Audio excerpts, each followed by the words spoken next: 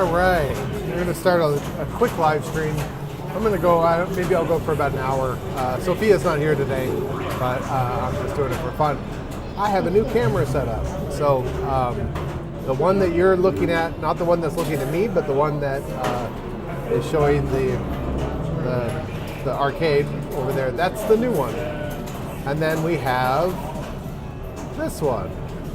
So it's pretty good. I think it looks pretty good. And then we don't have Safari Adventure camera set up right now. That one is in the back because that's what I use for the third camera usually. So we can use that for a fourth one if we ever wanted to do that. But these are hardwired, so the image should be a little bit better. Should be better overall. Hi. I don't know if I'm doing something wrong, but on Secret Service, when I try to start it, it just says ball missing. It's probably stuck somewhere.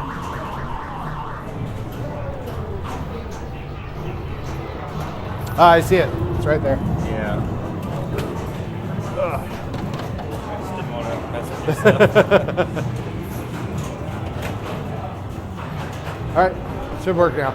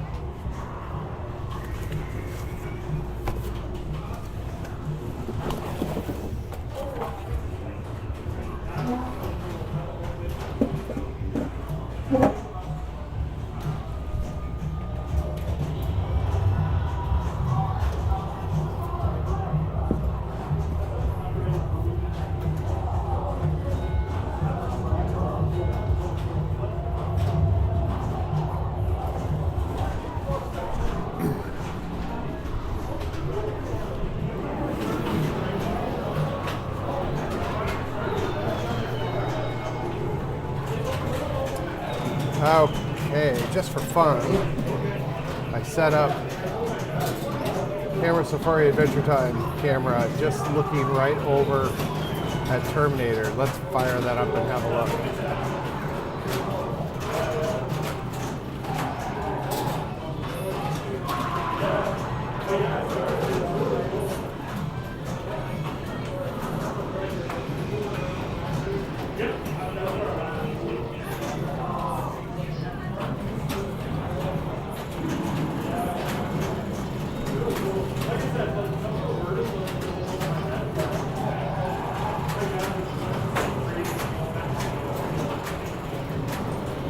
Okay, there we go. So that would look like this. A little blurry, but you know, what are you gonna do? West scene, east scene, Adventure Time. Then we have this Camera Safari Adventure Time for when we go running around exploring. Perfect. I think that'll work. Yeah, so it's kind of a slow day today. I think a lot of people on the island have left the island for the holidays, and people who have come to the island for the holidays all had made plans to do stuff. Tomorrow, though, I think their plans, because they're probably outside plans, like, you know, wandering around the island and going to the beaches and all that. It would have been nice safe at the beach. It's going to be rainy tomorrow, so I think tomorrow we're going to be a little bit busy during the day. And then on the 1st, we're going to be open, but I don't think we're going to be very busy on the 1st. I looked back last year historically. Last year, Canada Day was on a Saturday, and we were pretty slow. I think people go to where the fireworks going to be. They have barbecues. They do all that. But who knows? I mean, if it starts raining really bad on Monday, we might be kind of busy. So we'll see.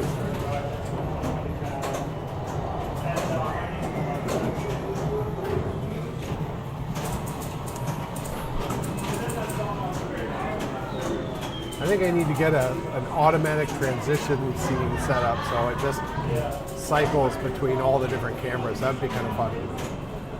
And I could make a new scene with all 4 cameras at once. Since this is just sort of a goofing off stream, let's do that now. So I'll make a scene called 4 camera.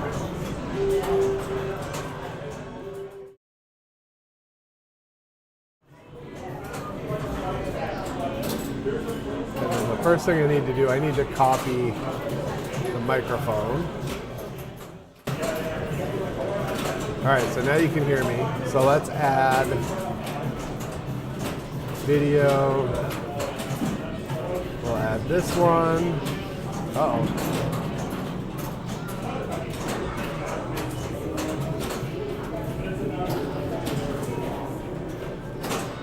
Didn't let me add that camera. Why is that? There, okay, there's one. So we'll do that. We'll move you over here. Oh, I think that camera was not an active camera that I had at first. Video capture device. This one. We'll do this for now. And then we'll add video capture device. Existing, take this one, take that. Oop, wait a minute. Whoa, what am I doing? There we go. Okay, we go over here.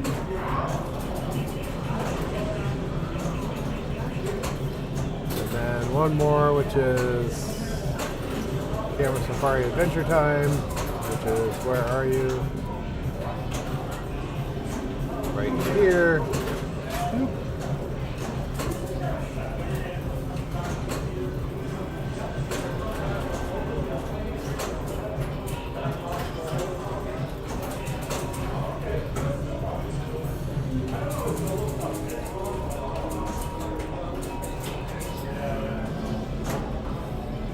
There. That's silly. That looks like a security camera. Let's go back here.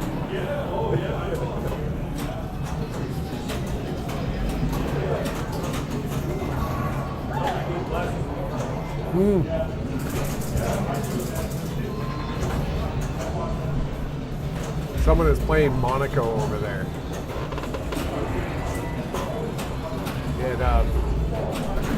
Funny enough, it doesn't have the back on it. When I bought it, the guy had lost the back for us. I think it has one of the, on the back box, I think that particular one had a metal thing. So the back is off on it. And so you can hear the score reels and stuff really clearly on it. And when someone hits the spinner, you hear the mechanical forwarding of the counter and stuff. It's pretty cool. The Zed World in chat. Nice setup. How many total machines do you guys have? Total machines? I have no idea. In here, there's around 40 pinball and maybe 15 video, I think, right now.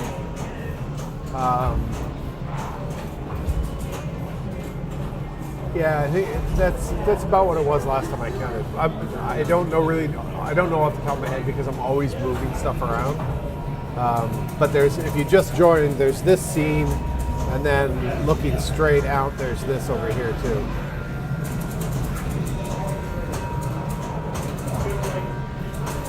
And then this is the back row.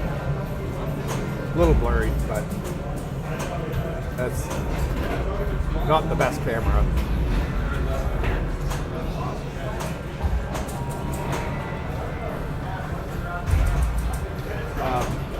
in all our collections. So we've got this, and then we probably have another 60 or some more pinball machines that I have at home and in storage and stuff.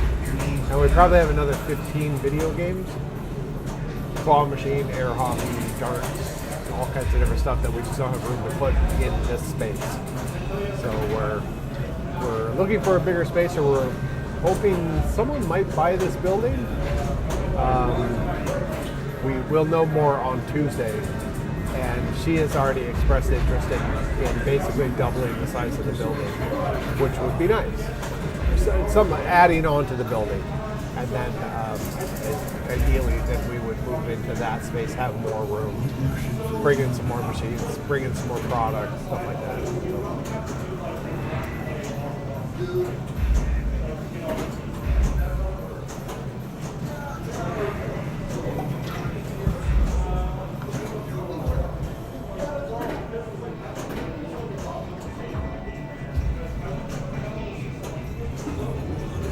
Yeah, the one that this guy is playing right there, that's our latest pinball machine. That's the Big Lebowski, which has been a pretty big hit.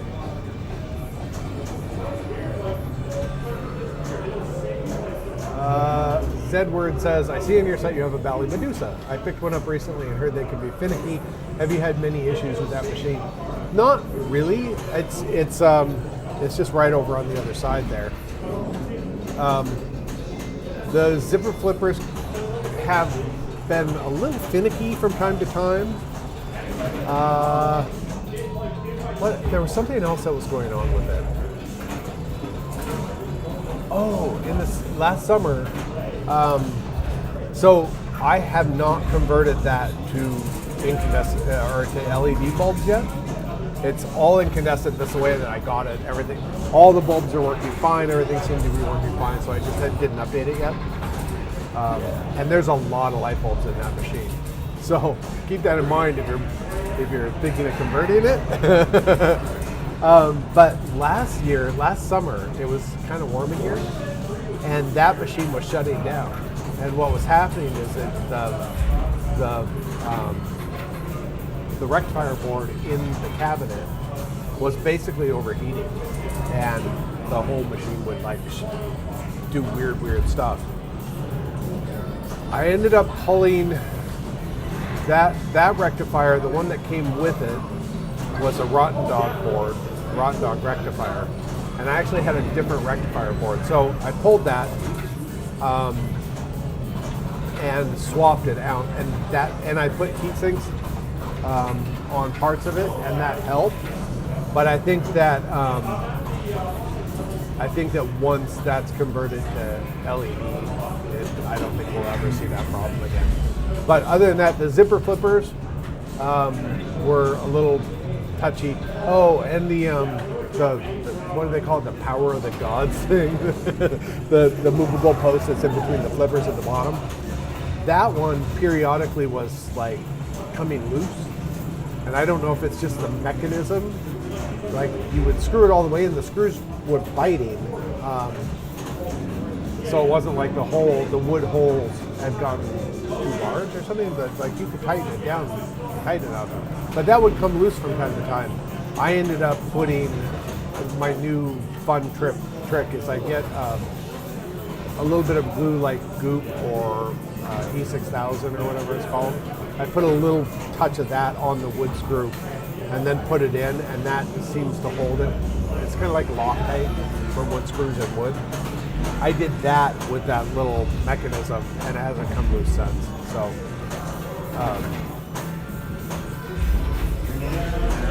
guys heading out? All right.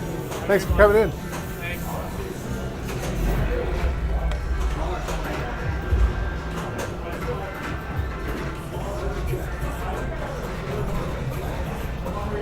I actually have been waiting on my Medusa machine.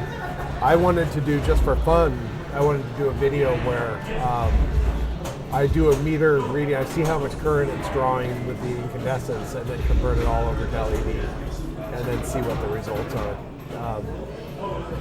The one thing that's got the bar at the top that as you hit the drop targets, the different lights build up on it, like a little power bar or whatever the heck that thing's called. And that one, because it zips across all of the bulbs.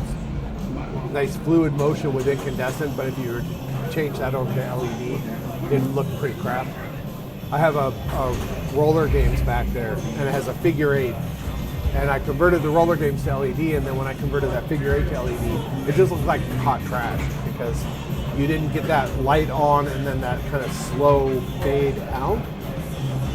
It gave you a nice fluid motion, and LED is just sort of scattered and clunky looking. So that's the only thing I'm not going to change on Medusa is I'll leave that top bar alone. Leave that with incandescents, and then the rest can be LED.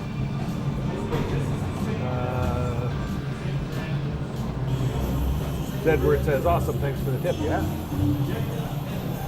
Yeah. If you look at if you watch our or subscribe to our YouTube channel, there will be probably in the next 6 months or so. I'll do a conversion of that machine. I've been wanting to do it for a while. I just haven't gotten around to it, and I think I have enough LEDs here to do it right now. So I don't have any other machines I'm planning on converting at the moment. Most of them in here, unless they're electromechanical. Most of the machines in here have got full LED conversion, so I've got nothing I need to do right away.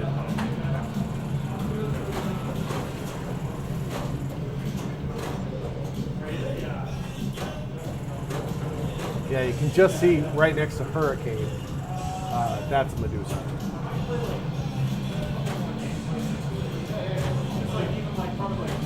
That tank Vindicators is getting played a lot tonight. That's kind of fun to see. I had that next door on CoinDrop, and it just wasn't getting played on CoinDrop. It's just one of those games that it's like when I found it and I bought it and I brought it in here, I'm like, people are going to play the crap out of this game, and because it's weird, it's interesting. I had it over on CoinDrop. It was there for like a month or something. And I think I only ever got I had a quarter a play, and I think I only got 50 cents out of it. There's gun games and stuff over there, and that works much better for CoinDrop. But weird tank games. I have a Battle Zone here, and when I had it in here, it got played like crazy. And then I put it over in the CoinDrop area, and it barely made any money at all. It's funny when people will drop a quarter or 50 cents to play. I think maybe because they're unfamiliar with it, they're afraid to lose money on something that's stupid, and they don't know it's stupid if they haven't played it or not. Yeah, Vindicators there's been people on Vindicators. Every wave of people that have come in here there's been people playing that game. Fun to see. Like it. Oh yeah.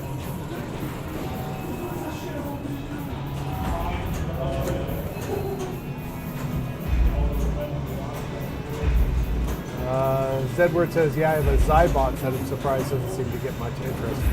I'm gonna have to look that up. I don't remember which one that is.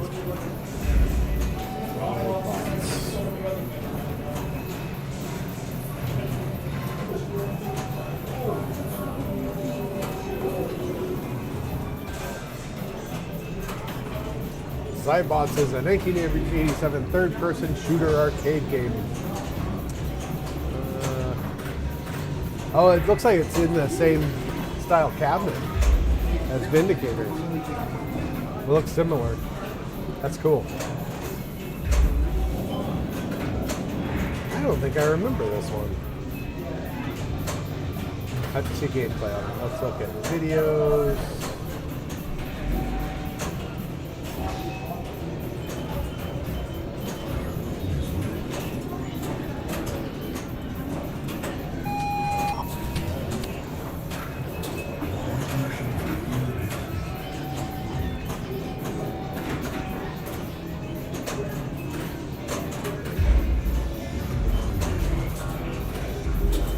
Yeah, I don't remember this one. You know, actually, I guess I could do this.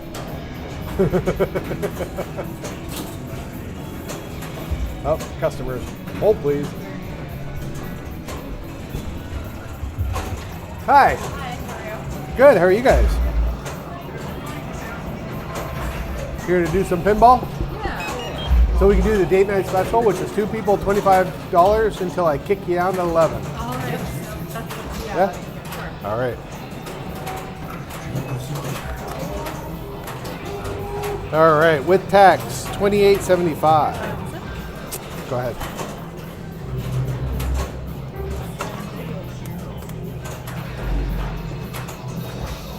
Do you want your receipt? No. Okay, I'll just stamp your hands. There you go. And there you go. Thank you. Thanks, guys.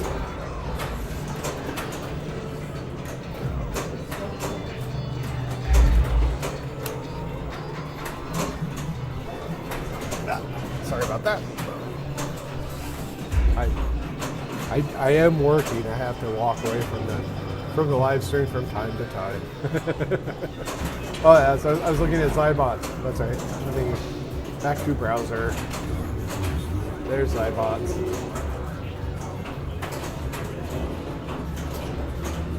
Yeah, I don't remember this one. It does. It looks to be around the same era. When did Indicators come out? I don't remember when that one came out.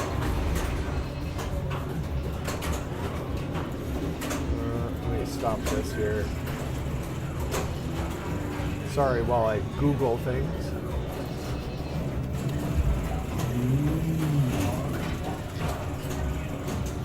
Vindicators is a year later in '88. Yeah, looks graphics are fairly similar to Zybots, yeah, so. Cool.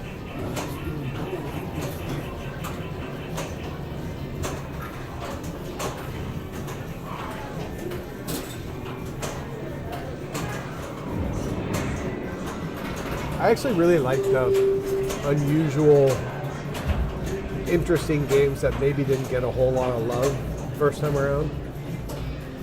Or they did, or people have completely forgotten about them. I have a Kicks, or maybe it's pronounced Quicks. I don't know, QIX. I have one of those sitting over on that cocktail table that's with the 2 white stools. And it's funny how people are like, I've never seen this before, and they sit down and play it, and then they're stuck there for 45 minutes because it's super addictive, which is an amazing like quarter eater type game when you think about it. Like, you want something that the first 4 or 5 rounds you get it, you understand it, you know what you're supposed to do, but maybe you just make mistakes and die like crazy, and you just want to keep playing it. It's like, oh, I was so close to finishing the screen or something, right? Yeah, in fact, Josh is in here. My friend Josh played Big Lebowski. That guy right there. And he remembered it. He sat down and he played, I don't know, six games in a row.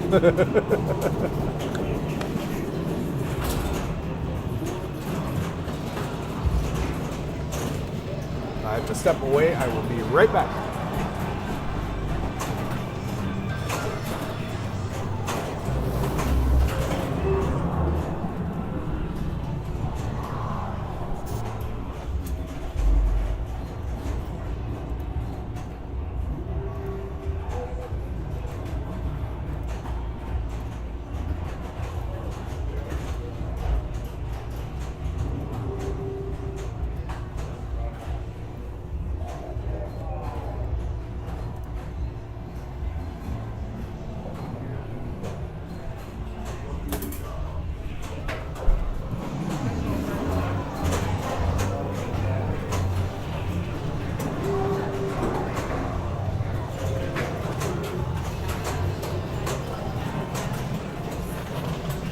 Okay, I'm back.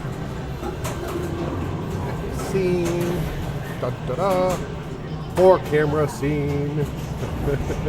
Silly.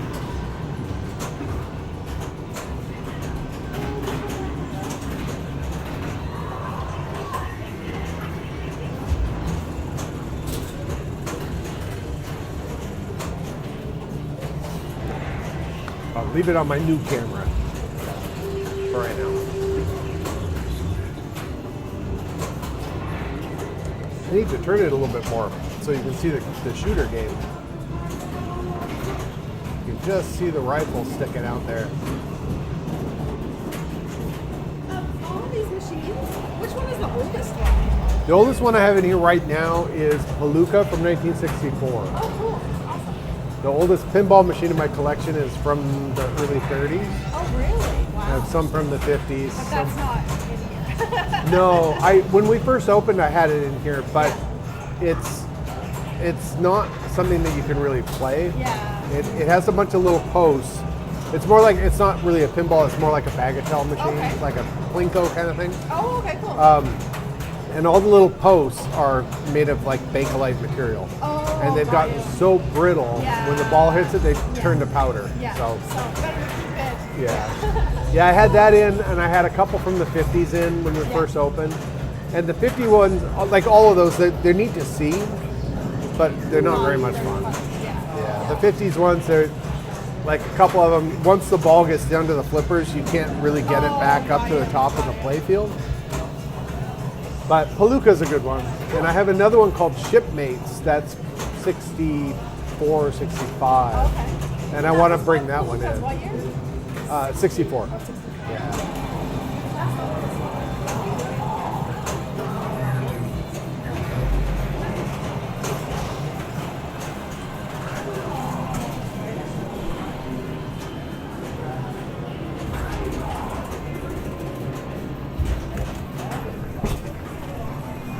So it works, but it's a little bit different.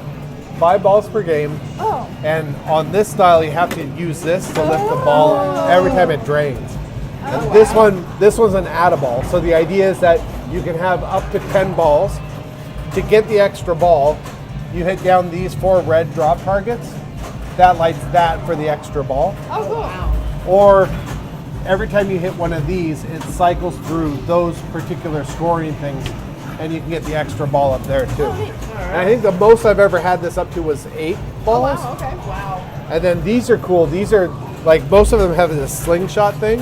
Yeah. These are kind of like proto slingshots where Oh, there's okay. no rubber there, it lands there, and then it just shoots it back down again. Neat. Wow. It's a neat old game, and it's all original, except for one of the, that score reel's falling out. I gotta fix that. One of the score reels stopped working, the solenoid had burned itself out, and then there's a little metal bracket that had broken. Other than that, it's all original, which is pretty cool. If this breaks, who maintains it?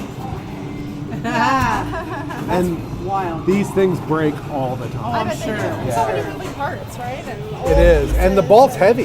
Yeah. Like Yeah. it does damage over time, right? Yeah. Yeah. You know. The ones with the drop targets, like that has all the drop targets. Yes. Those things break all the time because the ball just slams into them, right? Gotcha. Yeah. Oh, that's an add-a-ball too. Okay. This is an add-a-ball, Oh, yeah. interesting. What add-a-ball was really, what they did was some places, because a lot of the old bingo and pinball machines were gambling devices, and you could basically, the bar or wherever it was, you could earn credits. The credits were worth whatever the game was worth. So 10 cents to start a game.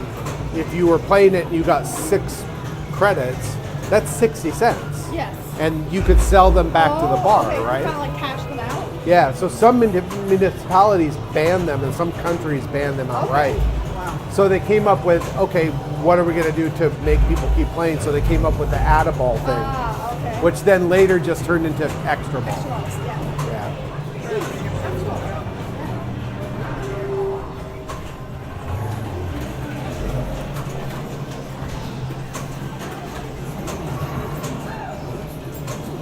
Yeah. What time is it now? 9:30. I'm going to keep streaming for about a half an hour, just for the sake of doing it. Make sure my camera's going to work. I don't know how many people are on the stream right now. If you're just tuning in, this camera that you're looking at right now, not the one pointed at me, but the one in the arcade, that's new. And then this is my old one that I've had for a while. And then this is the tablet that I've been using this whole time. That used to be my third camera. And then I set up this stupid thing where we can see them all at the same time. I'm just goofing around.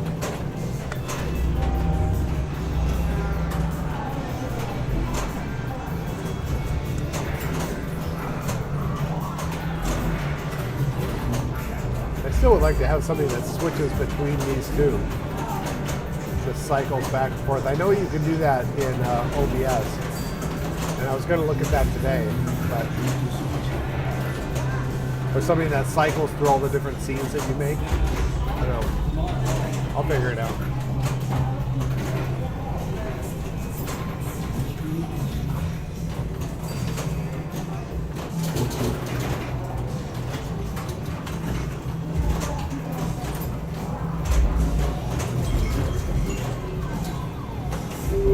I have a few games abandoned. I'm going to go make the rounds. I will be back in a minute.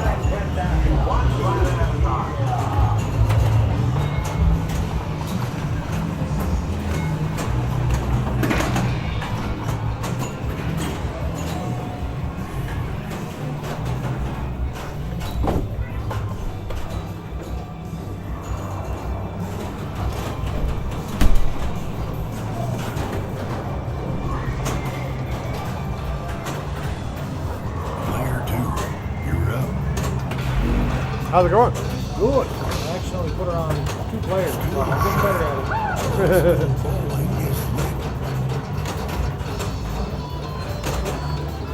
You have a short time to get that? What? The bowling thing, you got just a short time to get it? I think. Oh no! Once you've got that lit, you can. Oh, it's I think it'll actually hang out until the next ball too, until you actually get it. Cool. Yeah. You might want to watch.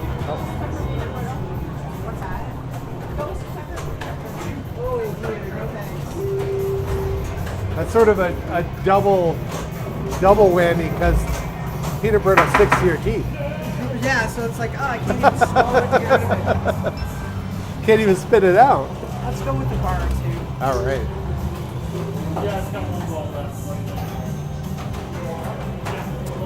All right, 719. Again. You want this open? Yeah. Okay.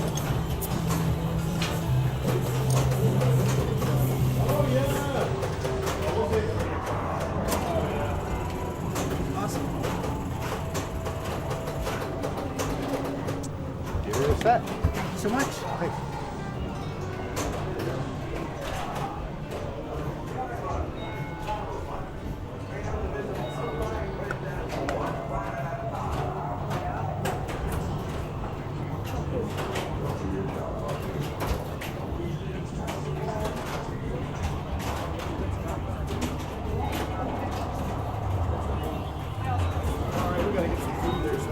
All right. Appreciate Thanks, it. Seven. That was awesome. Yeah. Around a little longer.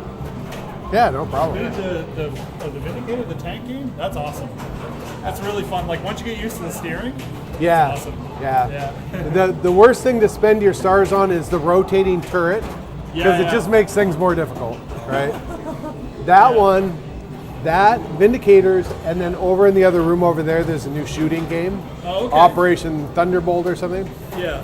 Both of those came out of a legal cannabis lounge Oh, no over way. in Moncton. That's awesome. They got busted. They were Yeah. closing, and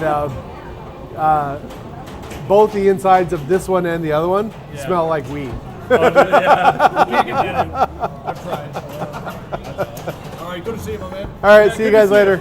We'll be back. All right.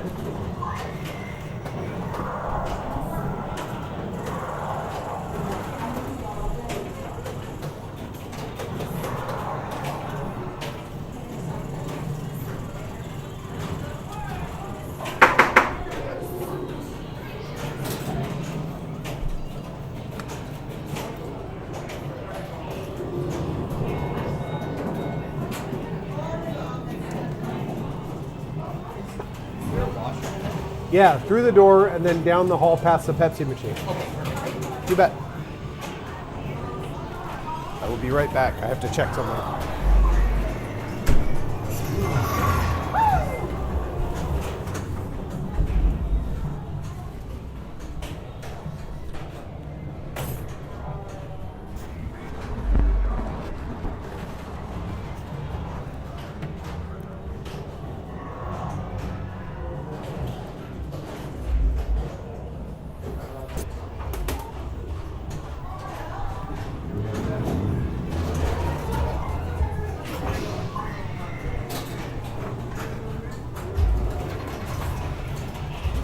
All right, I'm back.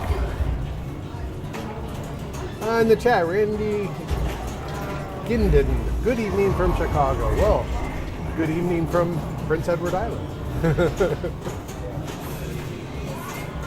We're just doing kind of a goofing off stream. I got a new camera, so I thought I would test it out and make sure that it's going to work just fine.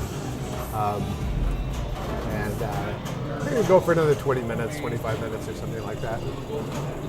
Just hanging out. I had to take Pinbot offline today. It's back in the scene that's up there. You can see it way in the back top corner there. The visor basically fell out of it. The screws that hold the visor motor in place they had just over time they'd been tightened and got loose and tightened and loose, and so I basically pulled the visor out, the motor out, and then I've added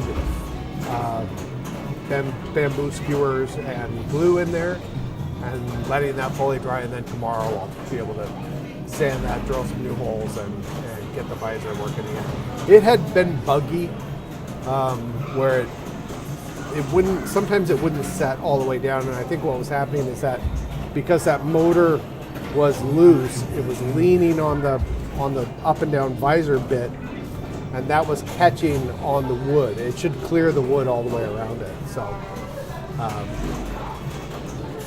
poor Pinbot, yeah. That Pinbot has been through a lot. Has a custom paint job on it now, though. When I got it, it was in pretty rough shape, and the paint was just peeling off on it. I had the stencils for it, so I figured, if I'm going to paint it, I'm going to play around with it. So it's actually we can camera safari adventure time over there. Hold on a second, let me get this going. We'll go take a look at Pinbot.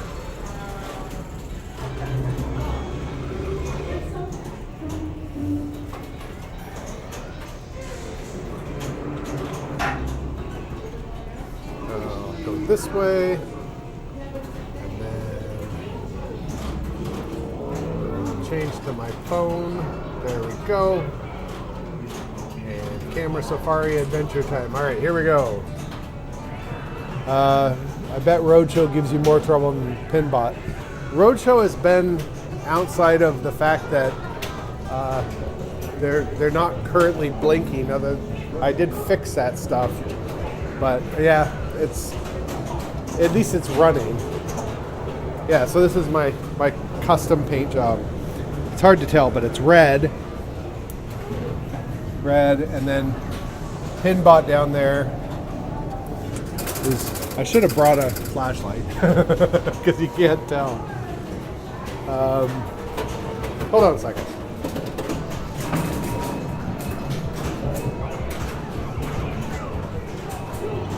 We'll go into the back room. Dun, dun, dun, and we'll get a flashlight.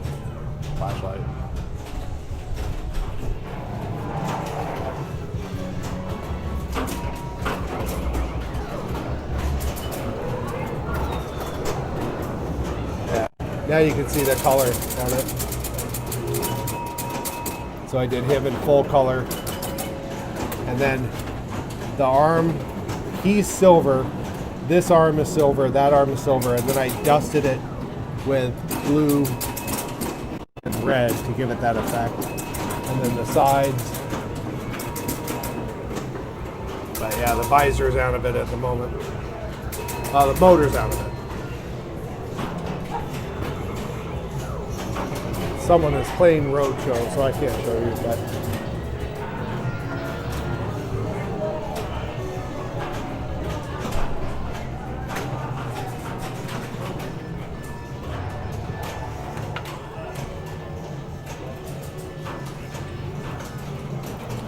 there we go.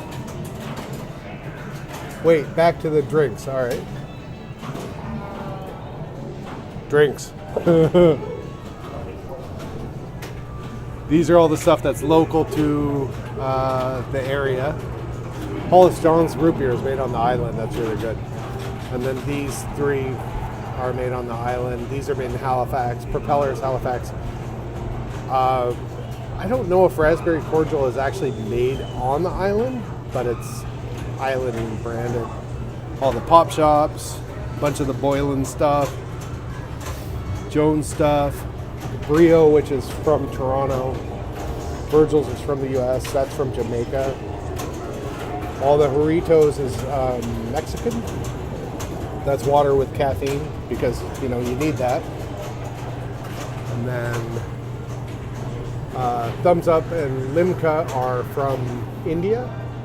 Pepsi with sugar, with real sugar. There's another Thumbs Up. Iron Brew from Scotland. Bago from the US. Warheads from Your Nightmares. Ramune, and then these marble ones. These are made, I think, in North America, but these are from Japan. And then Little Chubbies are from Trinidad. These are all from the US. We can't get most of these. I think we can get Code Red sometimes, and Canada Dry Cranberry in the holidays, but we can't get it any other time. But like Moxie, you'll never find it in Canada. And Yoo-Hoo, I rarely ever see it. And then some others. We have Crush Birch Beer and Crush Lime coming next month, or maybe in a few weeks. Yeah. So there you go.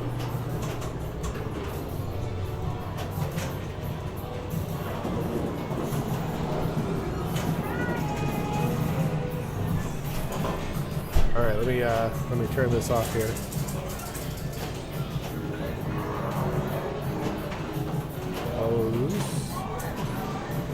I'll go back to that. So we've got. Yeah. All right, I think we're good. Yeah, we've been looking for more local stuff. Just people like it, and a lot of people come to the island on vacation, and so they want something that's, you know, local flavors or something like that. The East Coast soda, the stuff that was in the middle, that's made just down the street from here. And then Paulus John's is made kind of on the east side of the island, not too far away from my house. And Paulus John's makes another one that's the Anna Green Gables lemonade. We got some of that in, but we didn't sell very much of it. We had only brought in, I think we brought in like 12. And it took us a bit over a year to unload them all. And a couple of them, we had them on their side, they started leaking. So really, over a year, we only sold about 10 of them, 9 or 10 of them. So we didn't bring those back. But all the other stuff we cycle through on a regular basis. I don't know why the lemonade just wasn't a thing. Not sure. And there's a guy who owns a little micro brew place up on the west side of the island, and he recently decided that he hated seeing all of the plastic bottles filled with water all over the place, and all the water, none of it's filled locally on the island. And so they cart in this water from some other province. They throw it in plastic. It ends up on the island. Someone buys it, they drink it, and then the plastic ends up on the island. So he's like, "Hey, we have to do something about that." So they started, because they have a whole bottling and filtration system for their beer. They're like, "We'll just bottle some water," and I forget the name of it, like Lot 11 or something like that. So I contacted him. I said, "We'll bring that in because I have water here, and we'll carry their bottled water instead." As long as it's not too expensive. I don't like to charge a whole lot for just water because it's water. Like you see a little plastic bottle of water in some places for $3 or $4. It's like, come on. Any CBD drinks? I like them, relaxes me. I don't, and I don't know if I can sell them. I don't know what the province rules on that are. We have province-run cannabis stores, and they sell just like CBD oils and stuff. But I don't know if I can sell that outside of that. I could look it up, but I don't know of any. Like none of my distributors have any CBD drinks, so getting the product might be a little bit difficult. I could look into it though. Probably wouldn't be a bad thing.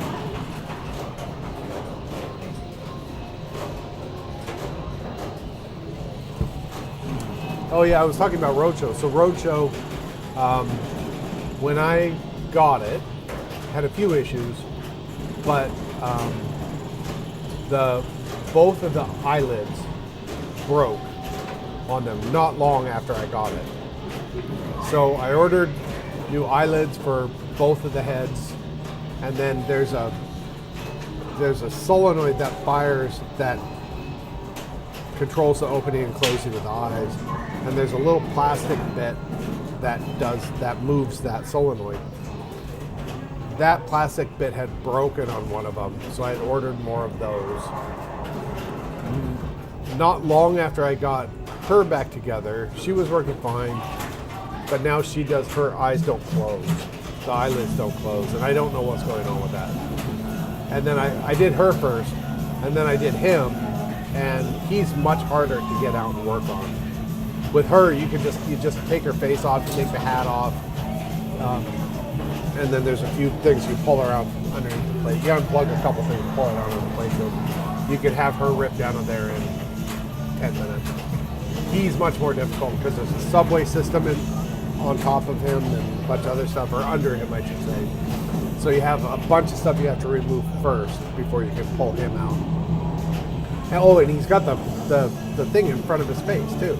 That's another that's kind of a pain in the butt to get out.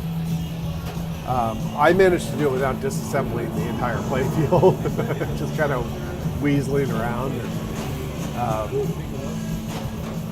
But then he stopped blinking as well after I got his eyelids in. And I think it has something to do with that, just that little plastic bit and the solenoid. But I don't really care at this point. The rest of the game seems to be working, although every once in a while the ball lands in the scoop kind of in the middle and it has a hard time popping out. I haven't figured out what the hell's going on with it. There seems to be nothing wrong with it, physically wrong with it. Solenoid is fine, everything's clean. I've disassembled it, I've cleaned it, I put it all back together again. Solenoid is the right size. I don't know. And it's only periodically, like once every, like one day out of a month, the ball won't eject for the day. Like it'll have a hard time, every third game it has a hard time, it just sits and fires and tries to kick it out, and then it finally comes out. Then it'll run perfectly fine for the rest of the month. I have no idea. Randy says, working 16-hour overtime today. Ouch. That's a long day. This is my long day here because we're open noon to 11. So it's an 11-hour day here. I'm here. I'm working by myself today. And I work, my house is about 45 minutes from here. So this is my long day. Not 13 hours at all. But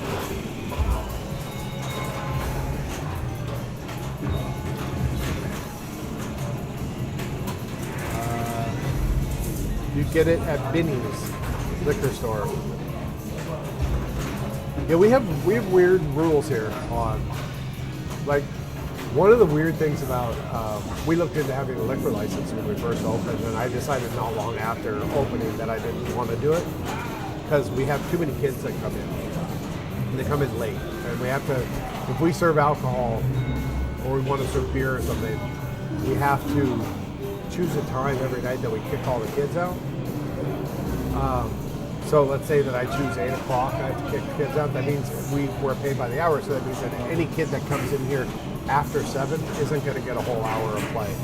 And we sell mostly 2-hour sessions, so that goes back to 6 o'clock, right? Luke is in chat. Hey Luke, how are you? We're kind of winging it today.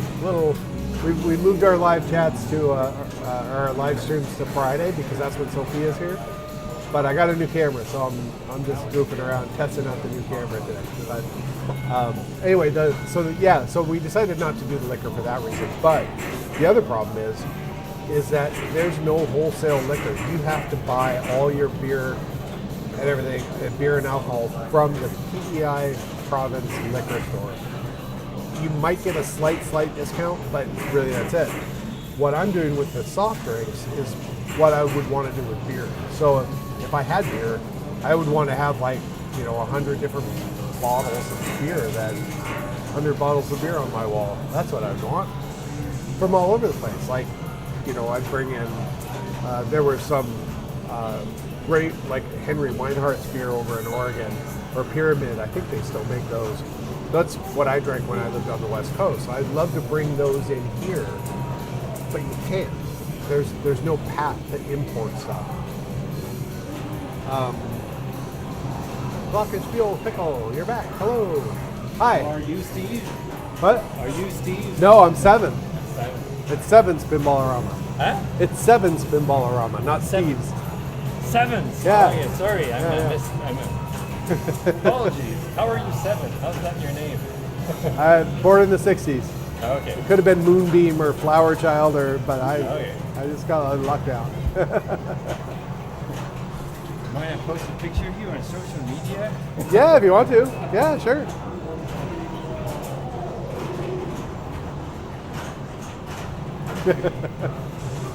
Are you guys from the island or visiting? No, from Ottawa. And we're Oh, okay. been on the island for three days. We're leaving tomorrow to see friends in Halifax. Okay. So complete fluke that we ended up here. Oh, yeah. Like I said, I talked to a guy to a restaurant and said, "Oh yeah." He said, anyway. Oh, great. He said, "I Great. work here." Yeah, this has been a fun project to have. Yeah, and rather. run. And, Yeah, just joined some groups with people, collecting them, fixing them up. And I'm sure you're trolling around those. yeah, I kind of stay out of the pinball scene. Oh yeah. But Really? yeah. I decided to make my own. You make your own pinball. Yeah. But yeah, and I repair all these and stuff, and every once in a while I'll come across something where I'm like, what's going on with this thing? I have to look it up, right? And I run across those. Ship, you go get them, or they just appear in town and you. Yeah, so we originally tried to open this in Vancouver area. We were living in BC at the time. Okay, yeah. So when we decided to move, we brought somewhere between 60 to 70 pins with us. Okay. We just had big shipping containers, filled them up with pinball machines, brought them with us. And then after we opened, I've been kind of buying a machine a month, like average. Yeah, okay. And most of them have found me. What? They found me. Oh, like, okay, yeah. someone calls me up. The battle zone over there, I was heading over the bridge to Moncton to pick up Roadshow. And my phone rings. The arcade phone rings my mobile phone when I'm not here, or when we're closed. So I'm driving, I'm on the bridge. Guy calls, he says, "Hey, I'm calling the arcade, right?" And and goes, he introduced himself. He says, "I'm a collector here in Moncton, and I have a battle zone for sale." And I was like, say no more, I love that machine. And that was actually the first video machine that I bought.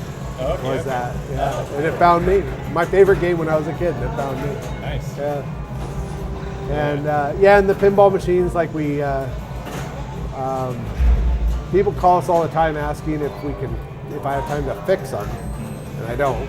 Okay. It's hard enough keeping all of these running. Yeah. So, I see. I mean, in addition to. Yeah, yeah. If You I go do out and fix do them, repairs, yeah, yeah. But if I could come to their house and fix theirs, Yeah, right? that's different. And I just don't. And Different then ball wax. I'm sure you have. then they offer me to buy it, and I'm like, yeah, okay. That will fix it. That's right. Yeah. Actually, a lot of them just go into storage, and I'll fix them later. But You have a Tron in your collection? I don't. Yeah, I don't. Tron was one of those games that I loved the way that the machine looked, Yeah. but I never liked the game.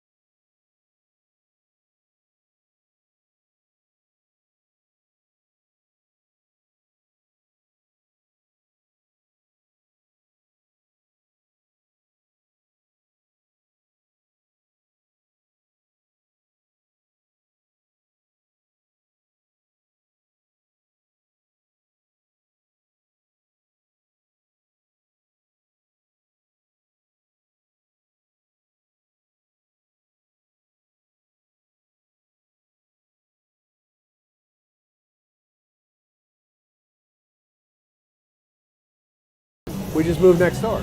Yeah. Yeah, so she'll extend it. The only way you could build is this way. And so if she put 3,000 square feet on that end of the building, that would do us, right? That's double what we have now. And I have 60 more pinball machines at home and another 15 or on their end. It's a tight fit. I have a big workshop and a big storage unit. Yeah. Yeah, and I have another 10 or 15 video games and big air hockey table and a big claw machine, and I have this giant Flintstones pinball machine that is made for kids. It's a redemption game, right? So you would play it and you would earn tickets, but you can do a setting where you're just playing at time, and that thing I can't get it in here because it needs a double door, right? It's this wide and it's probably 6 feet deep, and it looks like the Flintstones car. It's really cool. Yeah. What? Where's that space? Or just That's a pizza place over there, and then there is in the dining room over there. I have 4 machines over there, arcade machines on quarter play. Oh yeah. You own the pizza place too, or no? No. No, I don't own the pizza place. They just asked me to put machines over there. we had some over there last year on quarter play, and it was kind of fun. But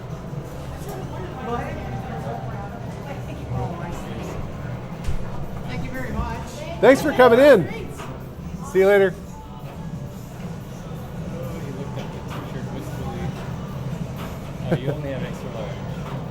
I have in that one. I I have small and extra large, and in this one I have small, medium, and extra large. And then in our t-shirts, I have small, medium, large, extra large, and then some monster ones.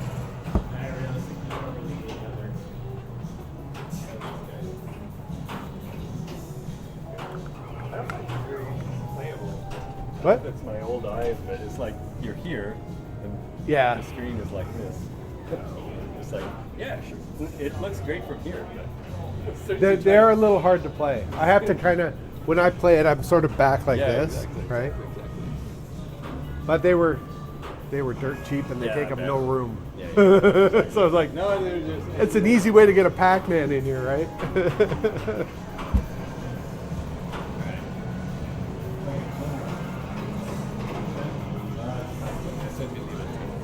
Did you play Big Lebowski? I did. It's We're the second place in Canada that has one, so. it looks like great. I played it. Yeah. I'm gonna play it.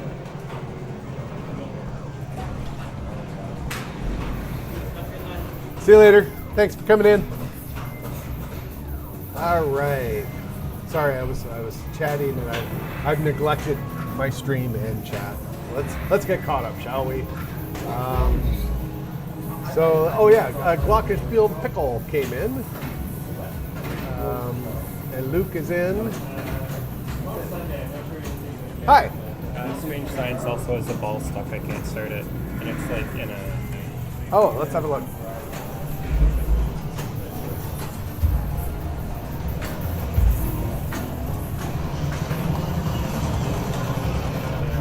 The ball like in the. Oh god, this one has been fidgety. Yeah. Let's see if it'll kick it out. There's a switch matrix, and this scoop, Yeah.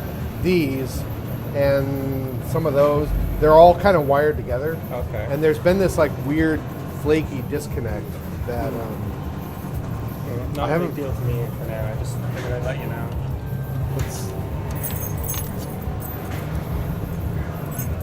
I do enjoy seeing you open them up, though. let's see if we can figure this one out. I had it working. It was I had a hard time figuring out what was going on with it. Then I had it working, Okay. and then it stopped working. Apparently today it stopped working.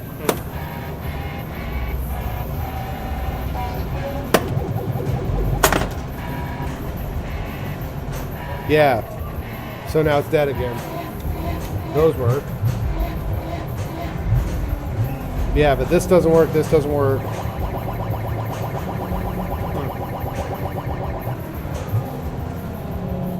These don't work. These are all related.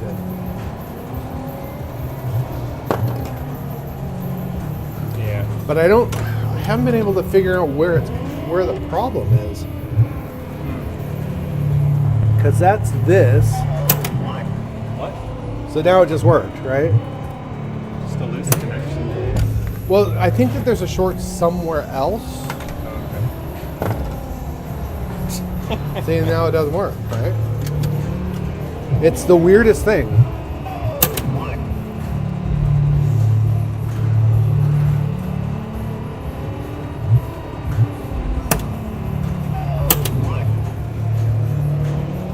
Gently, gently. It's like if gravity, just when it's down, it won't.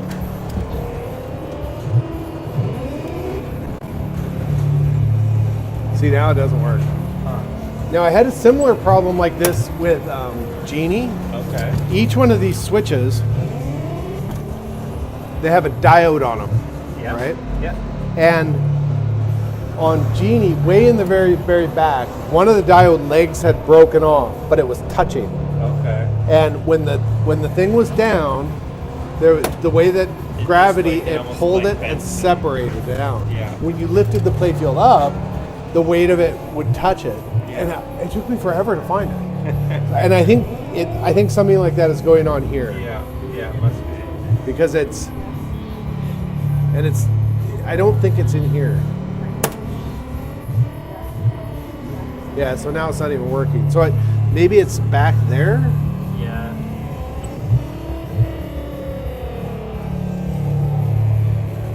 I don't know. I'm going to have to tear it apart tomorrow again. Yeah. No worries. So just figure out what Dig a little deeper.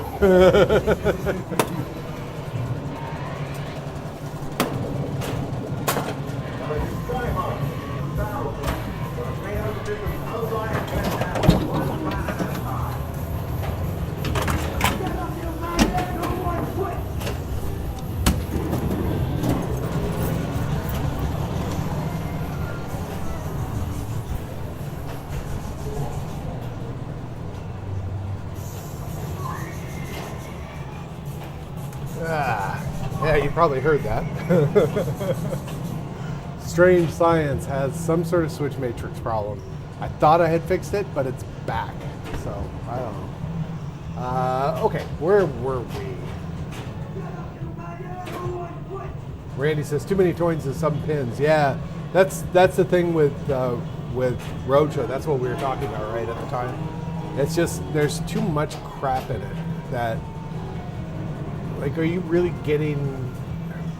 They could have left the mannequin heads out of it or really kind of dumbed them down.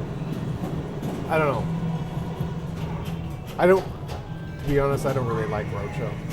I don't like that it's linear, that you have to complete everything in order and make it all the way around. I think you see Roadshow, people buy them for their houses, and then they unload them pretty quickly because of that. Like, the playability is... Randy says, boost changes everything, usually not for the better. That's the other thing too, that did I really want to have to deal with a bunch of drunk people and the drama that goes along with it? Because it seems like there's always a couple that gets drunk and then they start like bitching at each other and then they're outside in the parking lot screaming and throwing things. Like, I don't even want to mess with that. Harry Berry, hey, what's up? Hello, welcome to the stream. My makeshift stream today. Randy says Battlezone kicks ass. I agree. It's such a cool game. What's off between Flash and Skateball? Blackwater 100. It's got some weird glitch. I need to take it home. I have another Blackwater 100. And what I want to do, it loses track of what it's doing, and the MPU, all the boards in the back box, I thought it might be an MPU problem. So I replaced all the boards in the back box here with the ones from my one at home, and it still does the same thing. So there's a couple of boards under the playfield that I'm not exactly sure. I haven't really dug into it. I think it's related to one of those, but I'm not sure. I need to basically set them up side by side and just kind of beat through them and figure out what the hell's going on with it. But Harry Berry says, I've been at Sevens about 15 times in the rocks. Oh, you have? I probably would recognize you when you come in. When you come in, you're going to have to go, I'm Harry Berry, and I'll go, oh, you.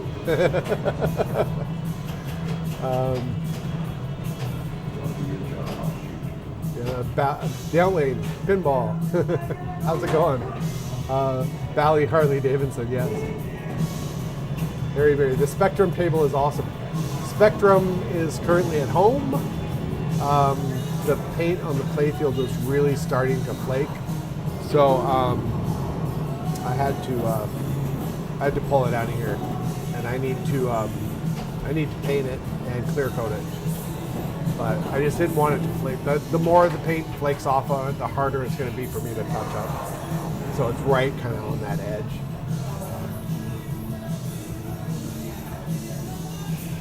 Glockenspiel Pickle says, not much of a pinball scene where I am, 2 playable machines in the area. This is the Mecca. Harry says there are more games in the other part of the building too. Yeah, there's 4 pinball machines over there. And there's Sophia. Hello. Welcome. Harry Berry says, like at Pokey Boat. Luke says, really love the Big Lebowski. Nobody. What? Oh, and then says, oops, shouldn't multitask. Alan says, I knew it was one of the Valley of the Era by the head. Yeah. Blackwater's a weird game. And so when I got it, when I got my first one, I had two. When I got my first one, we had it at the house. And this is the house in BC. And we were doing this Thursday pinball thing, where Thursday nights, there was a group of us that all had pinball machines and arcade machines. And on Thursday, we would choose someone's house and we'd all go and invade their house and we'd play their machines. And when I got Blackwater, everybody wanted to come over to the house and play it because it's such a weird, deep, unusual game. Actually, let's go look at it. Harry says, anyone remember Space Cadet Pinball? Okay, so Space Cadet Pinball, to sidetrack before we go over and look at Blackwater. I want to build a virtual pinball machine because someone has ported Space Cadet over into one of the virtual pinball frameworks. And a guy on the island has one, and he has this virtual machine that he set up. He was selling it. I looked at it to see if it would work in here, and it wouldn't.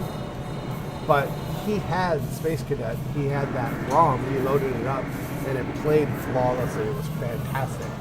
So I would love to have a virtual machine in here, and that's the only thing I run on it is Space Cadet. So yeah, that's my eventual plan for Space Cadet. Anyway, okay, let's Camera Safari Adventure Time. Let's go look at Blackwater. And I have to change. Let's see. I have to change.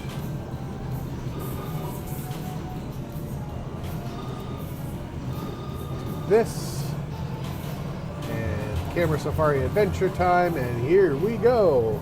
All right, let's go look at it. I'll turn it on so it's not dark, but I'll show you what's really cool about it.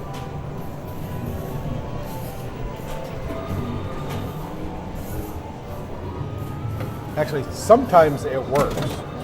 The problem is it doesn't work all the time. So the idea, you get 3 balls to start. They go up here to the top. This little metal gate comes up, and then you shoot the 3 balls there, and then it does a countdown, red, yellow, and on green, you hit the lower button, that drops the gate, all balls come down. Then this Blackwater 100 course that's here, you have like hill climb, rapids, highway 93, swamp. So hill climb is, which one is? Hill climb is up this ramp. That's it. That's all you have to do. You get that one. Highway 93 is up this ramp and hitting that little trigger up there. Rapids, it says rapids here. That's these 4 targets. So that's what you do to make this. And once you clear all of those, you've completed the course. Let's try it and see if it works. And you can actually see what it does because it's really strange. All right, spits out a ball, up it goes, spits out another ball, up it goes, spits out another ball, up it goes, ready, set, go. Playing one-handed.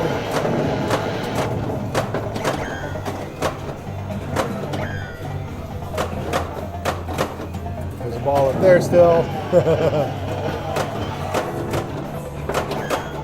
Oh, all right.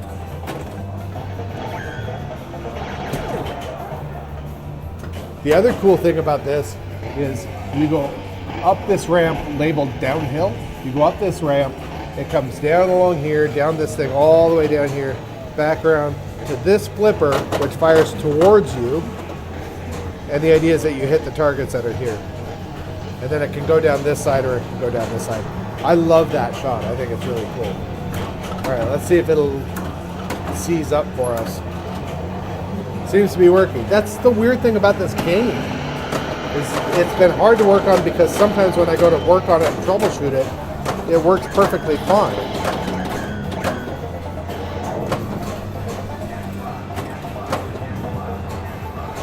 Drain.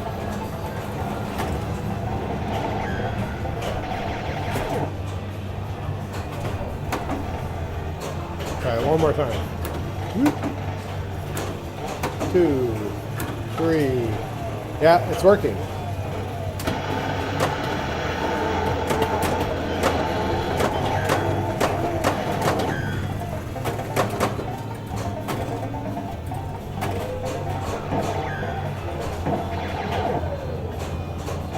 So, of course, that game worked perfectly fine. I'm actually going to let it warm up. I haven't had this game on for a little while. I'm going to let it warm up. I'm going to keep this on it. And then we'll come back and we'll try that later and see if that fixes it. Or see if the problem arises. Actually, since I've got this out, let's go look next door. So next door, pizza place. This room's kind of dark at the moment.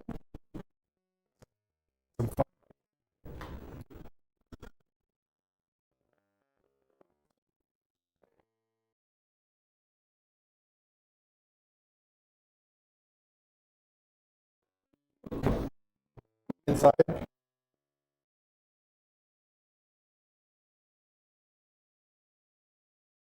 That one Vindicators were in that, and both of them inside the cabinets. Like they're gonna permanently smell like weed, I'm sure.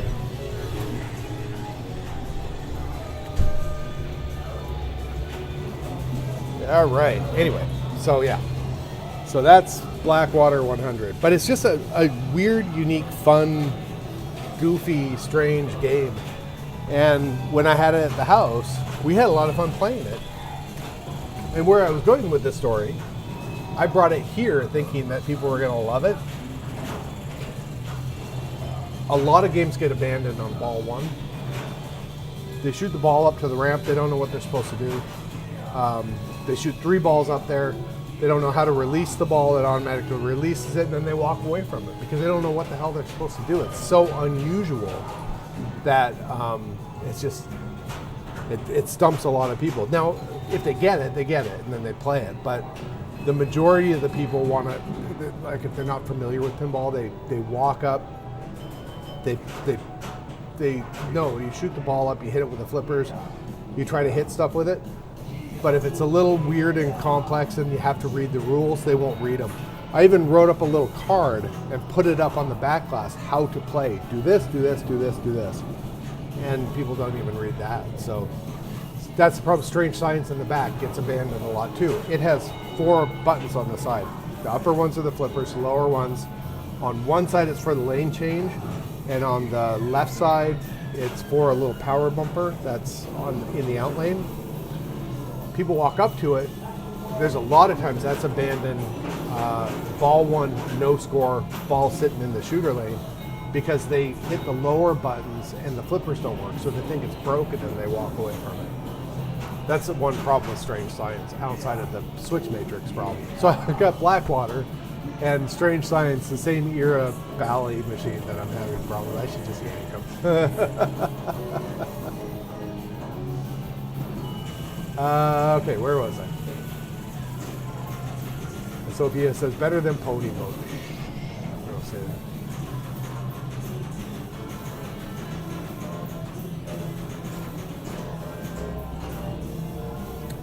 Oh, Sophia figured out who Barry is. Barry, I know who you are. I'm sorry.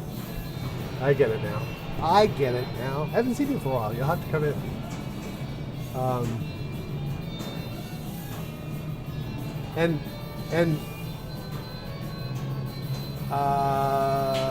Yeah, okay, never mind. I just had a brain fart, sorry.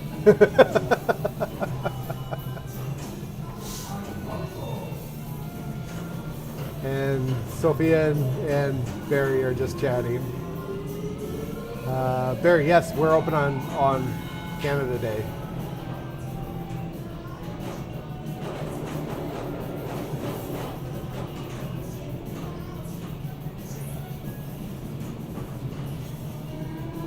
Barry says, the Delta Hotel had a convention back in March. I was kind of half expecting you guys to have a couple tables there.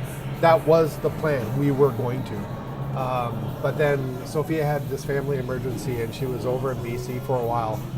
And I couldn't do that. We have a guy that works here, but it just was a lot to do. And so we had to back out of that convention, which I didn't want to, but I'm friends with the guy who owns XOR Games, and we were going to do a thing together, where because they were in a different location this year, so we were going to be like right next to them. But it just things didn't work out this year. Maybe next year. We'll do it next year. We did that the year before, and we brought. God, what did I bring in? I brought in roller games and something else, some other machine. And then we had a table set up, and we sold a bunch of stickers and buttons and stuff. We sold a ton of stickers and buttons. Barry says, Super Hang On Arcade. Yep. And Sophia says, I lost most of my sound when I walked into the dining room, probably. Oops. Luke says 3-level playfield on that one. So there's the lower playfield. There's the playfield that's where the apron is. There's an upper playfield. Is there even? Hold on, I have to go look because there might be actually be 4.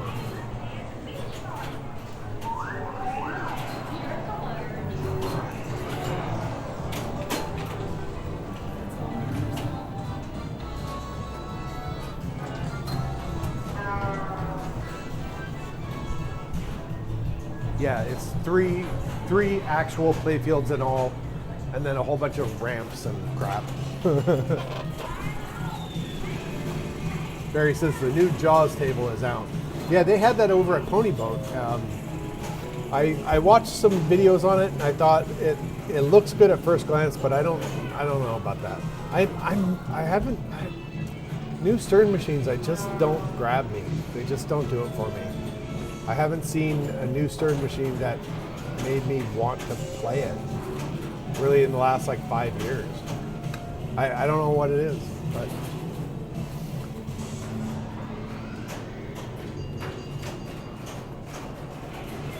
and then the other problem with this new Stern machines is that they are kind of unreliable. There's a guy that does tech repairs. He's over by Moncton.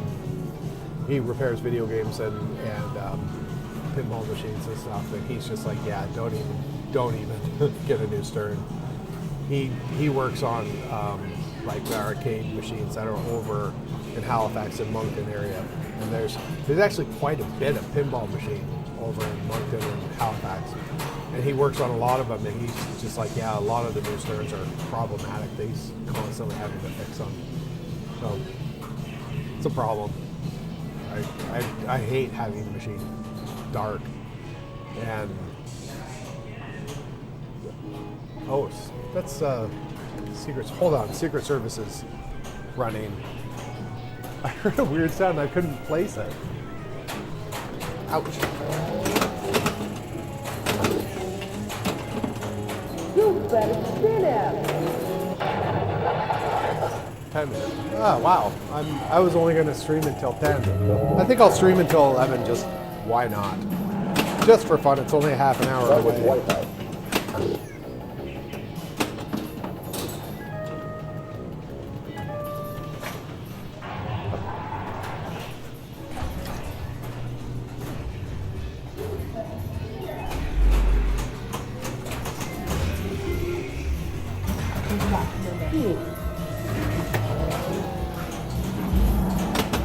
Target wipeout.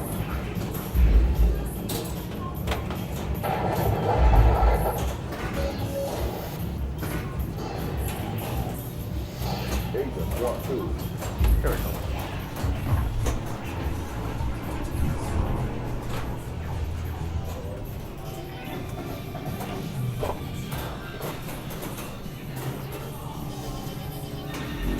Barry says, have you guys seen any video of the YegPen 2024, the Alberta Pinball Tournament? Interesting stuff. I haven't seen what they're doing recently. That's one of the big ones that I wanted to go to. When we lived in BC, we went to the Tacoma Seattle show a lot. That's about 400 machines, a big one. Really, really impressive. But YegPen would be an interesting one, and then in May is the one that's down in what is that called? It's Allentown Pinball Show. That's in Pennsylvania. That's the big one I really want to go to. But yeah, Yegpen would be one that. Thanks, guys. See ya. I would like to do that one. Have not been yet. Outlane says, have you ever played any of the Spinball pinball machines? I think they made 3 during the 90s. Jolly Park is the only one I ever played. Wander Lionel, hi, Brazil Online, Pinball a lot. Hiya, Wander. Welcome to chat. All right, we're going to look up Spinball pinball machines. Let's have a look. Spinball pinball.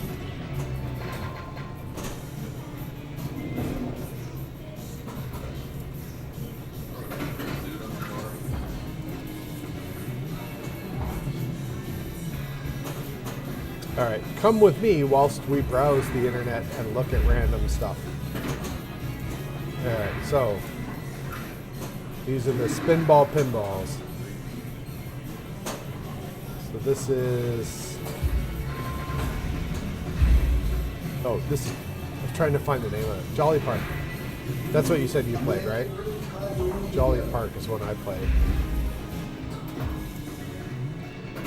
So what does it say? It's a wide body. I like the wide body machines. 3 flippers, 4 pop bumpers, drop targets, captive ball, magnetic house, left side dual inlays. All right, let's have a look. I don't think I've ever played any of these.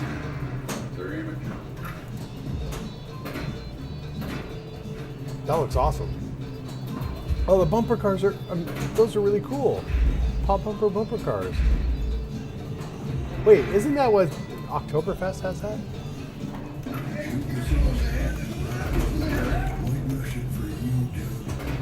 Oh, I guess I should specify. Yes, spell it right. Pinball.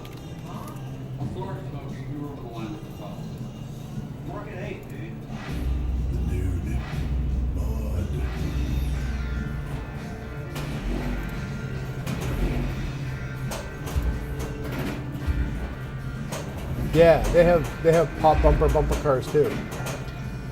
But they don't have any little dudes driving it. Having little dudes drive your pop bumper cars is definitely a benefit. Magnetic house up at the top. This looks really cool. 3 outlays on that side, no? Yeah? 1 drain, 2 on the inside, big wide body thing. That's awesome. Let's look at the other ones I have. The mock. So Vern's World is also a wide body. What does this have? This has flippers, pop bumpers, slingshots, stand-up targets, 4 bank drop targets. Volcano erupts for multi-ball. That's what she said. Where's a good wide playfield shot? Maybe this one?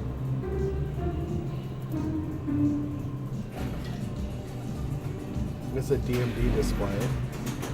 Did the other one have DMD? Don't know. Hold on, I'm randomly flipping through stuff. Yeah, it had a DMD too. Interesting. No, not that one.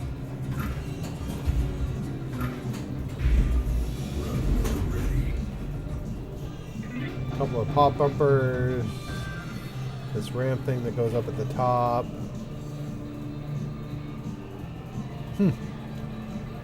Oh, there's the 3rd flipper on the right hand side. That's interesting. All right, let's look at the last one. Is Mach 2. This one.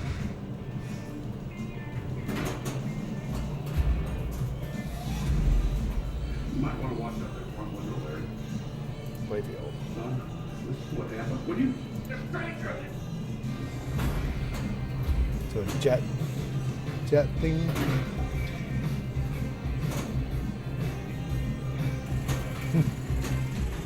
Yeah, the Jolly one looks really cool. I'm gonna have to keep my eye out for this. But So let's see, manufacturer, solid state.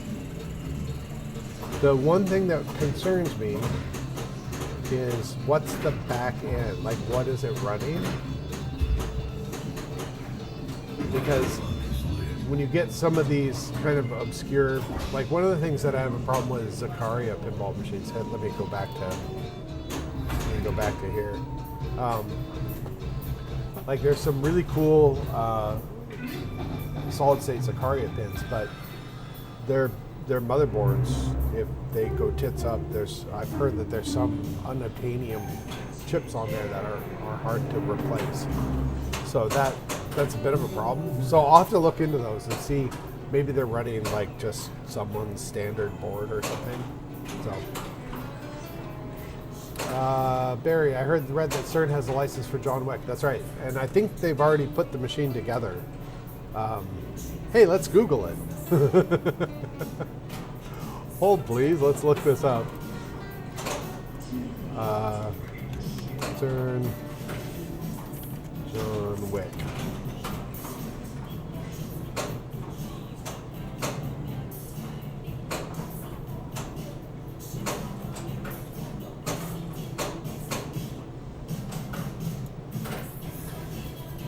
Yeah, I think that it's already put together now.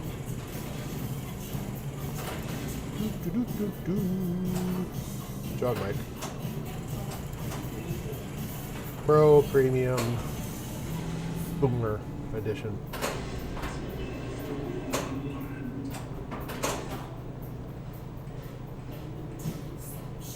John Wick was one of those ones that I'm like, why, like, how does that translate to a pinball machine?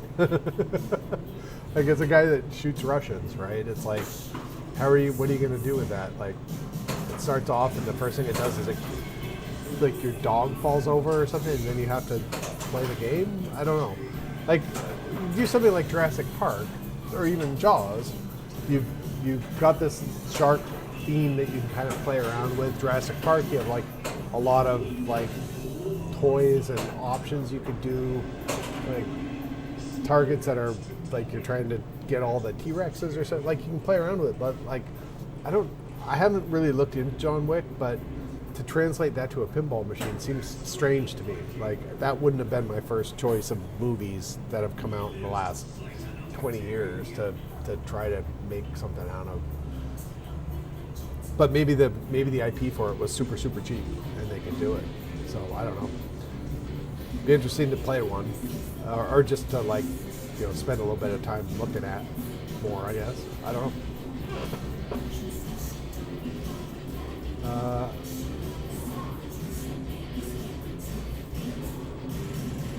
Luke says, your thoughts about Pulp Fiction?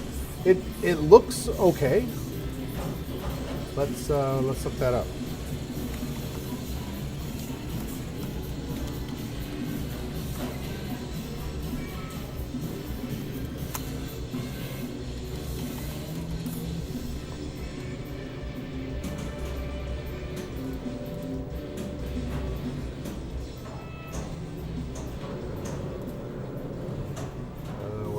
Where is it?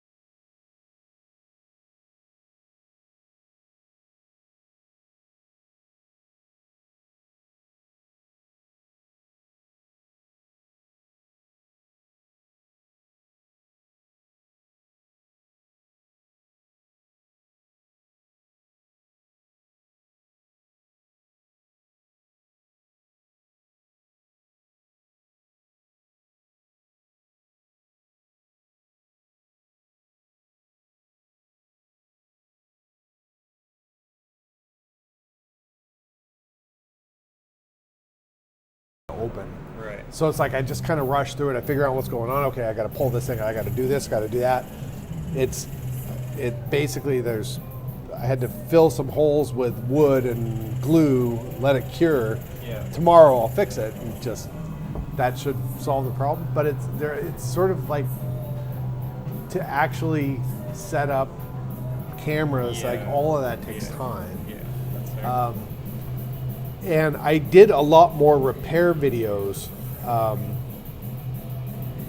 before we opened this place because I had my workshop. And so I had cameras that were always set up, and I'd go in and I was kind of spending a little bit more time on a particular machine or something. I like the other day I released one on Royal Flush because it wasn't ending the game.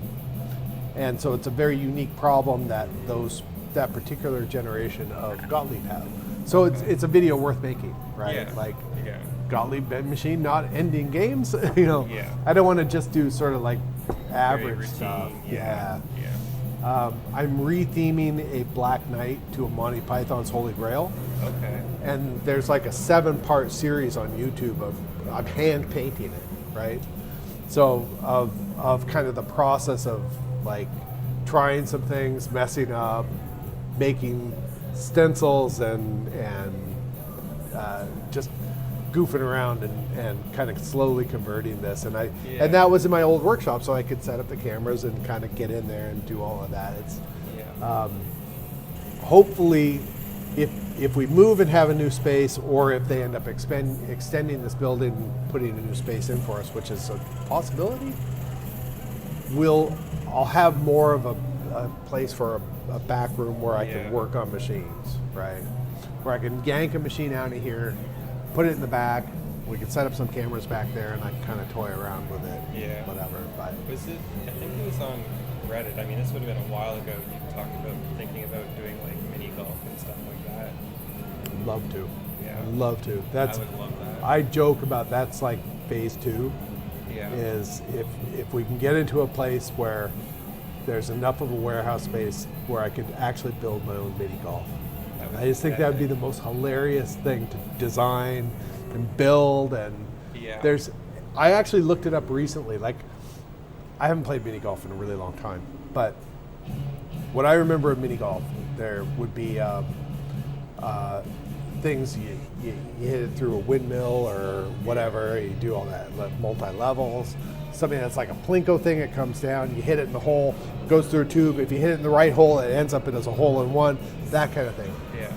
Mini golf now is like crazy because it's all Arduino controlled. So they've come up with these new mini golf courses that are just off the rails. Like it's there's no windmills, right? They're really cool. I would want to go a little bit more traditional, but include some of that stuff, where you can have a little computer that controls some solenoids that do various extra things, right? Yeah. Well, I mean, it sucks right now. The only one's in Cavendish, and it's seasonal, so like. Yeah. There's And nothing all winter. I have not heard good things about that one. I have never been. It's okay. I went last month. It's okay. The indoor one's okay. The outdoor one is not well maintained. They're right next to each other. I heard that the indoor black light one was sort of run down. Like someone left a review like the roof is leaking and everything's wet. But I don't know. Maybe they fixed the roof. Yeah, it must be. But that's what I'd want. I'd want to do like crazy black light one. Oh, I mean, if you're gonna do it, you might as well do it, right? But yeah, you should look up. Go on YouTube and look up like just new. There's a particular couple that go around and they're the mini golf fanatics. Okay, you said it's just search what, like Arduino mini golf? Just look up mini golf. Just I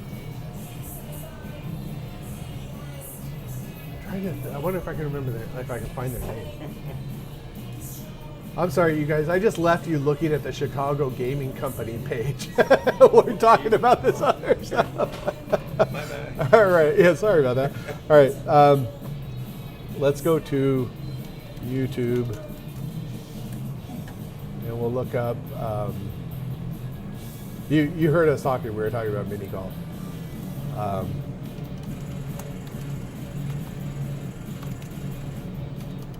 mini golf review will get you there.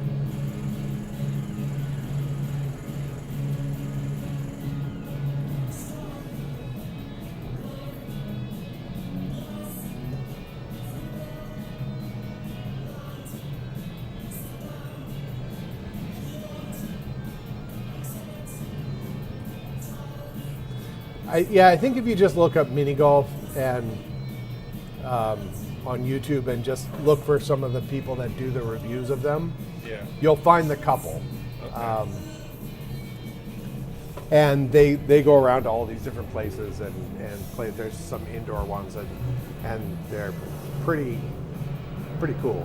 Like there's pretty neat stuff that they're trying. Yeah. Some of the gimmicks that they did, like a couple of the holes, you're kind of like, eh. You know, you had all this stuff, and you have a couple holes where you're just sort of like, we have to have 18 holes, so we'll just fill this up. Point A, point B, good, and then you move to the next one, kind of thing. But yeah, I'd want to do more traditional style with added goofiness.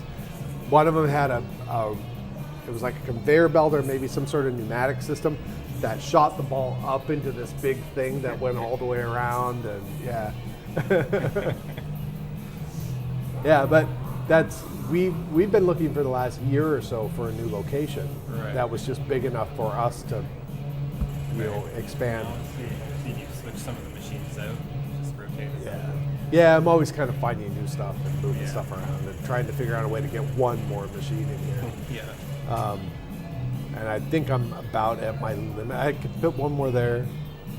I actually could do 6, 7, 8 here in this if they were the right ones. But but even finding something that was like 1,000 more square feet was difficult. Like there's just not a lot of available inventory in the town, right? And we want to stay around Charlottetown. I wouldn't want to go out to. Like there's tons of cool places in Summerside, but I think we'd die there. Oh yeah. I don't think we'd be able to do it. Yeah. So once you get outside of Charlottetown, a lot of these kind of things just become seasonal. Yeah. I mean, maybe if in 4 or 5 years, if Summerside grows a little bit, we might be able to pull it off there. And in summer we'd kill because it's closer to Cavendish and stuff, but. You need that. I want to work year round. I don't want to just be open seasonally. And we do so many like kids' birthday parties and stuff that we're doing it because there's a need for it, right? So yeah, I think you'd have to stay in like Charlottetown, Cornwall, Stratford type. Yeah, maybe not even Stratford because there's so many people.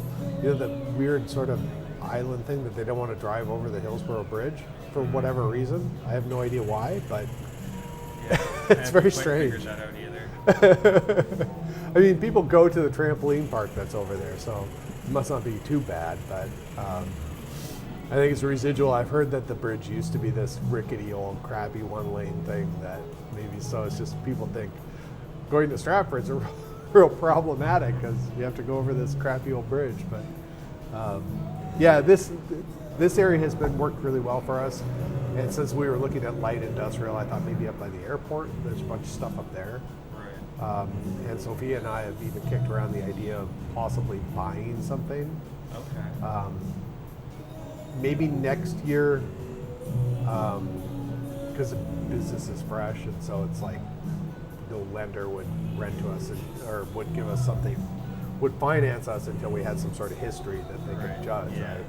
So after about 3 years, we talked to some money people last year, and they thought after about 3 years you could probably get into it. But I mean, how expensive is it to buy a little piece of property and just throw a basic warehouse up? Like it can't be too much. Right? So it's probably cheaper to build something like that than it is to buy something already there. And if we could build it big enough, we could have even if it were indoor and I only did the mini golf like when it isn't super freezy now, right? Because I wouldn't want to heat a big warehouse space like that just for people to play mini golf. That'd be quite an expense. But especially in the winter where you never know who's going to come by. We had some winter days where we were open, we only had a handful of people come in. So mini golf on the weekends only or something. I don't know. Yeah, I was going to say mini golf tends to be like a Friday, Saturday, Sunday type thing usually, which would be perfectly fine. But yeah, probably like Saturday, Sunday weekend kind of thing. I would probably do it. yeah, And then or parties or something. Or I don't know. But, yeah, it's just a matter of kind of if the woman who wants to buy this building buys the building and she's going to expand on it in a soon enough time, we'll wait for that because sending it like that way through the Yeah. parking lot area. yeah, because this property goes all the way over to the road. Okay. That whole green lawn over there is Okay, all so they part can of this extend the parking property. lot, too. Yeah, they just shove it downward. They Yeah. get rid of that grass and they just Yeah. put a parking lot there, and they would have more than enough parking. And it sounded like that was kind of her intention. That's why she wanted to buy it.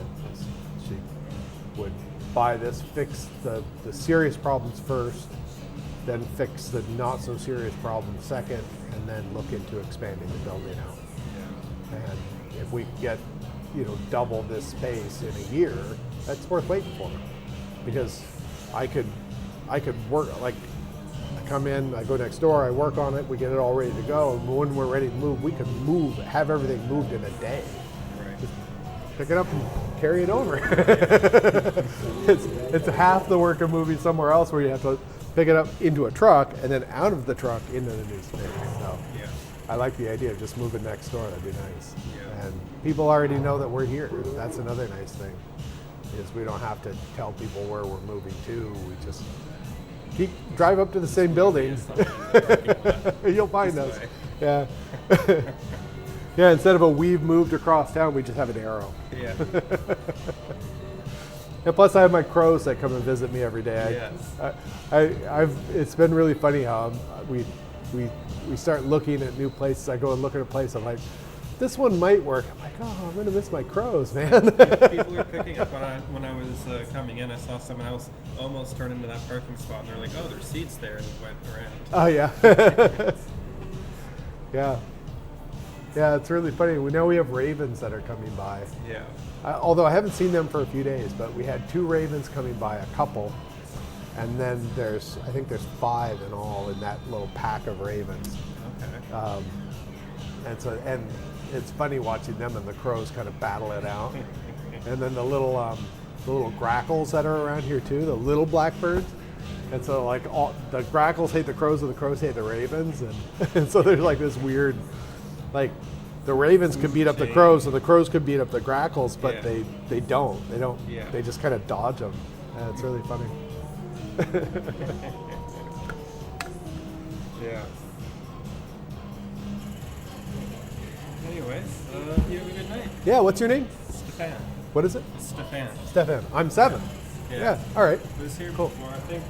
Yeah, I recognize you. Waldo at Yeah. Halloween. That's right. Yeah. Okay. All right, man. See you later.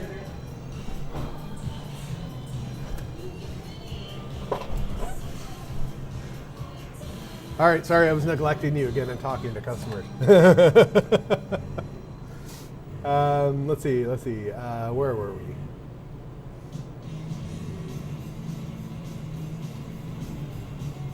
John Wick, no guns pinball. Oh, that's right. There was something that they couldn't have guns in it or something. Yeah.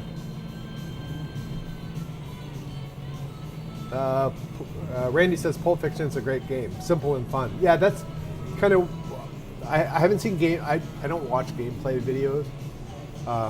Not usually. I look at pictures of the game, figure out what the shots are and all of that, and kind of start my judgment there. But yeah, it seemed to me it was kind of like Nuclear Annihilation, where it was based on an 80s era pin, but they just kind of with programming and everything, they've made the rules a lot better and a little bit more complex. And that's Pulp Fiction is a game that I would be tempted to bring in here, because it isn't one that you walk up to and you're overwhelmed by. It's like, oh, I get it. You flippers, you shoot at this crap. Pretty straightforward, right? Emily says, gameplay has all kinds of guns, just not the playfield or cabinet. It was a licensing thing. They didn't want people seeing violence.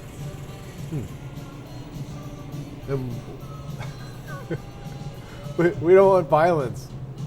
So we'll do John Wick, which is a movie about shooting tons of people. It's funny. Barry says a great table is Getaway. Yeah, Getaway. I would like to get that or High Speed. Those are games that have been on my list. Randy says my High Speed isn't going anywhere. It's funny. I've been looking for a High Speed. Getaway is sort of on the list, but it's not kind of a higher priority. If either of them show up and they're a good price, I'll probably buy them. That and F14 is one that I've been wanting for a while. That was so brutal when you get it dialed in and it's good. That was a lot of fun. I think that would go over really well in here, F14. But F14 and High Speed are games that I haven't run across ones for sale very often. When they are for sale, they're either beat to crap and they want average prices for them, or someone has added a whole bunch of garbage toys in them and they think that they're worth 10 grand or something like that. They're just asking way too much for them. I just need an average condition. I don't need it. I don't need it to be pristine because it'll be a working machine. I just need it to run okay. Run good. Not too much paint missing. But it doesn't have to be perfect, right? It doesn't have to be a collector machine. But for some reason, I just never run into them. And F14 has been a really hard one to find for some reason. The last F14 I went to look at, I went to this guy's house. He was in Vancouver. He lived on the water. He had this some fancy pants Lamborghini sitting out in the driveway, and the house was probably worth 6, 7, 8, 10 million. I don't know how much it was worth. It was worth a lot. His car was worth a lot. You walk into the entryway and he has like a Neil Peart big drum set up there. Really, really nice Pearl set.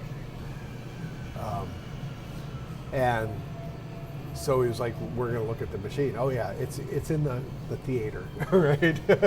So we go into the theater, and it's a room that he had specially designed for the house, and it was concrete all the way around so that they could go in there like in the middle of the night and watch movies, and it's been all soundproofed and stuff so it doesn't bother people in the house that are sleeping.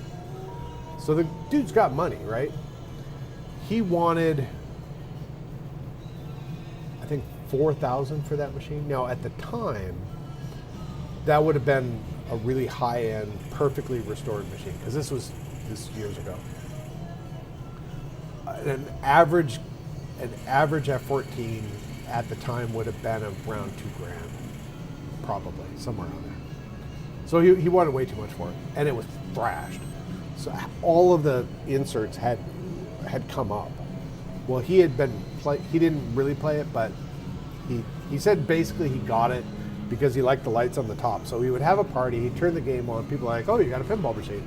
And he liked that every 15 minutes, the attract mode or whatever, these lights would go off. It's like, oh, that's fun. It was set to German, and he didn't know how to change it back. And all of the inserts, a whole row of inserts had lifted up from the playfield. They had been playing it like that, so now they're all rounded off. So all of those inserts, you couldn't just tap them back down. They'd all have to be pulled and replaced. So there's a bit of work to be done on this machine from the get-go. A lot of stuff was broken on it. It was a mess. I offered him, I think, I don't remember. So I offered him a fair price that I thought was fair. And he was like, no, it's worth whatever he wanted for it.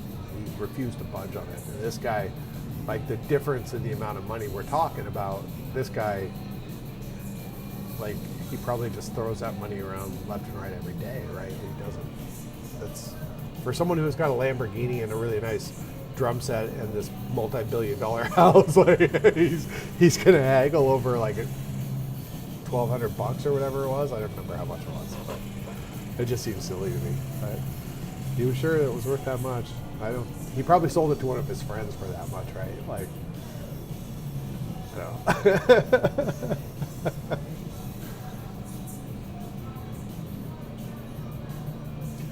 Well, it is now 11 o'clock, and we are closed while we're still open. But I would like to close. I would like to go home. So I'm going to end the stream. I'm going to thank everybody for watching. For those of you still watching, thanks for stopping by and watching my makeshift sort of off-the-cuff stream. Barry, if you're still there, come in, and we'll be open on the Canada days. So come on in and hang out. All right.